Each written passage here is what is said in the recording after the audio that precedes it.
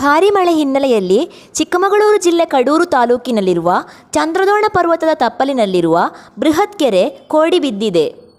2000 ಎಕರೆ ವಿಸ್ತೀರ್ಣದ ಬೃಹತ್ ಐತಿಹಾಸಿಕ ಅಯ್ಯನಕೆರೆ ಕೋಡಿ ಬಿದ್ದ ಕಾರಣ ಬಯಲುಸೀಮೆ ಭಾಗದ ರೈತರು ಹರ್ಷ ವ್ಯಕ್ತಪಡಿಸಿದ್ದಾರೆ.